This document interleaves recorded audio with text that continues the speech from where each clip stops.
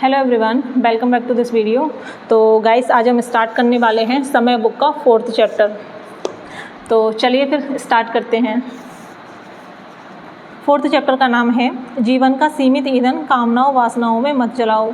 तो प्रश्न करता है, उनका ये सवाल है कि आचार्य जी, बचपन से ही काम वासना के सामने लाचार महसूस करता रहा हूँ, लेकिन आपको सुनने के बाद शारीरिक और मानसिक दोनों तलों पर काम वासना अब हावी नहीं हो रही है और बहुत बार मैंने काम आदि विषयों पर विजय प्राप्त करने की बात आपसे सुनी है।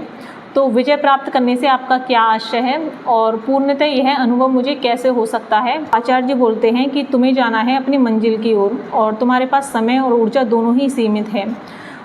तो तुम अपने लक्ष्य की ओर बढ़ रहे हो और बीच में कई तरीके के दुश्मन आ जाते हैं और उनका इरादा है तुम्हें रोक देने का, तुम्हारी ऊर्जा को नष्ट कर देने का, तुम्हारे समय को नष्ट कर देने का। क्योंकि यात्रा लंबी है तो उसमें समय भी खूब लगेगा और ऊर्जा भी खूब लगेगी और दोनों ही तुम्हारे पास सीमित है। तो दुश्मन के लिए यह आवश्यक नहीं है कि वो तुम्हें ख़त्म ही कर दे तभी वह जीतेगा। उसके लिए यह भी आवश्यक नहीं है कि वो तुम्हें लगातार दबाकर या हरा कर रखे तभी वह जीतेगा। उसे बस इतना करना है कि तुम्हारी ऊर्जा को कम कर दे और तुम्हारा जो समय है उसको आंशिक तौर पर ख़राब या बर्बाद कर दे, वह जीत जाएगा। जैसे कि एक एग्ज़ाम्पल है कि एक एरोप्लेन है, वो मुंबई से दिल्ली की ओर जाता है और उस यात्रा है 2 घंटे की और उसमें जो ईंधन है वो है 2.5 घंटे का। तो अगर तुम एरोप्लेन के दुश्मन हो तो तुम कई तरीके लगा सकते हो। तुम उसके अंदर बम रख सकते हो या कोई फाइटर प्लेन ले जाकर फ्लाइट पर मिसाइल फायर करवा सकते हो।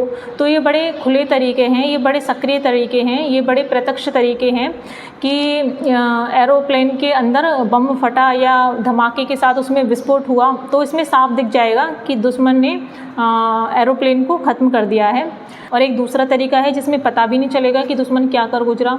जैसे कि जो एरोप्लेन है वो मुंबई से दिल्ली की तरफ जाता है और आधे रास्ते में ही उसको अद्भुत नज़ारे दिखते हैं तो वो उनके साथ अटखेलियाँ करने लगता है, यानी कि उनको देखने लगता है, उनके चारों तरफ घूमने लगता है, उनके साथ खेलने लगता है।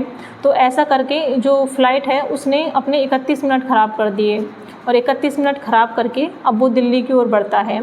तो अब होगा क्या कि उसमें जो ईंधन था वो था 2.5 घंटे का, तो उसने 31 मिनट का ईंधन ख़राब कर दिया है। तो उसकी जो यात्रा थी वो थी 2 घंटे की, तो 2 घंटे में से 1 मिनट का ईंधन ख़त्म हो चुका है। तो अब क्या होगा कि जब वो लैंड करेगा तो लैंड करने से 1 मिनट पहले ही जो एरोप्लेन है वो क्रैश कर जाएगा। तो ये करती है विषय वासनाएँ हमारे साथ में कि 2 घंटे की यात्रा है, उसमें ईंधन हमारे पास चाहे आधे घंटे का हो, चाहे 1 घंटे का हो, चाहे 1.5 घंटे का हो, चाहे 1 घंटे 58 मिनट का हो, लेकिन अंजाम बिल्कुल बराबर रहेगा, अंजाम में कोई फ़र्क नहीं आएगा। तो आचार्य जी ने हमें यहाँ पे यही बताया है कि काम वासना, किसी भी तरीके की कामना या इच्छा हम पर एक ही असर डालती है।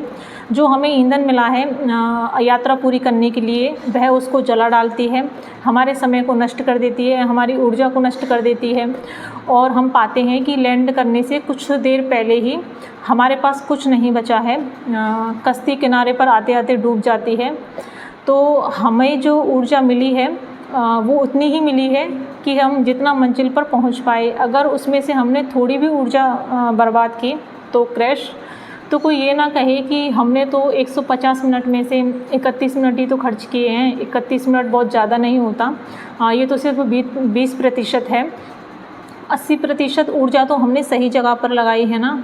तो आचार्य जी बोलते हैं कि तुम 80% ऊर्जा सही जगह पे लगाओ या 50% लगाओ या 20% लगाओ, अंजाम एक ही होगा। मंजिल पर तो वही पहुंचेगा जो करीब करीब 100% अपनी ऊर्जा और अपने समय को बचा ले जाएगा। तो रास्ते में हम जरा भी भटके, जरा भी हमने खेल तमाशा शुरू किया तो लैंड हम नहीं कर पाएंगे। तो आचार्य जी बोलते हैं कि चूके तो चूके, इस बात पर कोई सांत्वना नहीं, कोई बड़ाई नहीं कि हम बस थोड़ा सा ही तो चूके हैं। थोड़ा अगर हम चूकेंगे तो उस पर और कसक और गहरी होगी, घाव और गहरे होंगे, अपमान और तीव्र रहेगा। हम में से ज़्यादातर लोग बस थोड़ा ही चूकते हैं। आचार्य जी ने इस चैप्टर में हमें यही बताया है और ये चैप्टर यहीं ख़त्म होता है।